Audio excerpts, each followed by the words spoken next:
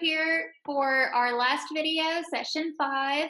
And so Randy and Troy are with us again. Can y'all tell us about a money choice that you've made that helped fulfill a goal or a dream of yours that you've had? Okay, sure. As you get older and your adult life, you start to learn that there are a lot of things that you need to spend money on. You got to spend money on food and cars and insurance and housing and clothes.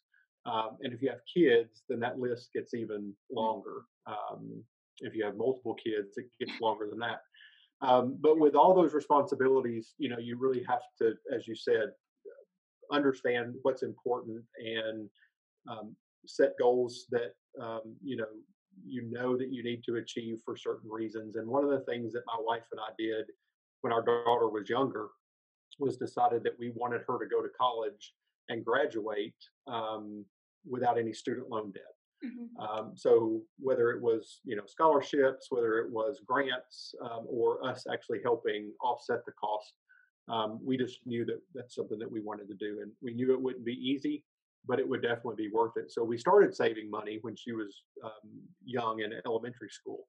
But as she got into high school, we realized that we had not really been saving as much as we, thought we had or that we needed to, just because of the increase in the tuition for colleges. So we had to make some really hard choices about where we were going to cut expenses if we were going to keep working toward that goal.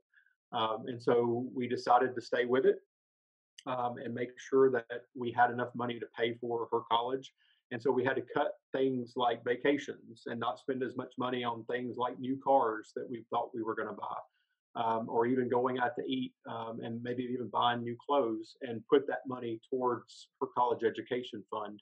So, at the end of the day, it was a struggle, and we had to work for it. But she did graduate from MTSU after 4 years with Yay! no student loan debt.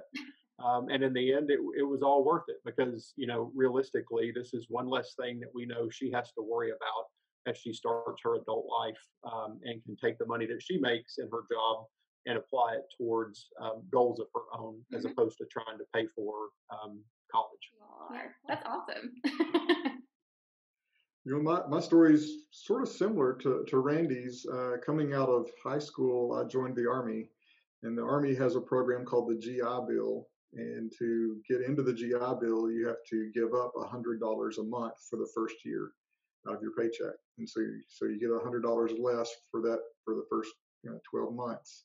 And so that's hard to do coming out of high school. I'm in the Army, and now I'm $100 paying into this college fund for the first year. But it was probably one of the best decisions I had ever made to make that investment. After I got out of the Army 3 years later, the GI Bill from the Army completely paid for my college. So I was able to go to school basically with that investment. And then after graduating, 3 years later, I was able to get a job without any student debt, without any college debt, just as Randy was talking about. And to be able to get out of college and get your first job and not have to have some immediate debt that you have to pay for. And student debt can last for years and years and years. And so to be able to get out and immediately be able to start saving for retirement, to be able to immediately start investing in the things, a house, a car, a family, that was huge for me, and has made a big difference. Well, we owe a huge thank you to Randy and Troy for being awesome JA volunteers, and thank you, students, for following along with us. We can't wait to see what money choices you make in your future.